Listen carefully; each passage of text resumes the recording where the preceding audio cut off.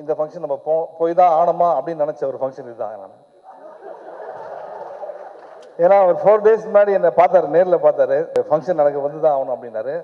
வந்துடும் brother, no problem அப்படின்னேன். நேற்று நைட் ஒரு வாய்ஸ் மெசேஜ் வந்தது. அப்போ தான் யோசிச்சேன் போய் தான் ஆகணுமா அப்படின்ட்டு. இன்னும் நான் நிறைய சிங்கிங் டேலண்ட்டுக்கு ஆப்பர்ச்சுனிட்டி தரேன் பிரதர், உங்களுக்கு சிங்கிங் பண்ணணும்னு கூட சொல்லுங்கள், நான் வந்து ஒரு சான்ஸ் தரேன் அப்படின்னாரு. இப்போ தான் ஆரம்பிச்சிருக்கீங்க. நல்ல இவ்வளோ நல்ல டேலண்ட்டு எவ்வளோ பேர் உண்மையிலேயே பார்க்கறதுக்கு ரொம்ப சந்தோஷமாக இருக்குது. ஏன்னா இது வந்து சாதாரண விஷயம் இல்லை. ஜீவா பிரதர் சொன்னார் வந்து நான் பைத்தியக்காரத்தனமாக நிறைய பேசியிருக்கேன் இது மாதிரிலாம் பண்ணோம் அப்படின்ட்டு. அந்த பைத்தியக்காரத்தனமாக அவர் பேசும்போது கூட இருந்து கேட்டது நான் மட்டும்தான். ஏன்னா என்கிட்ட தான் அவ்வளோ பேசியிருக்காரு ஷூட்டிங் ஸ்பாட்டில் நிறையா.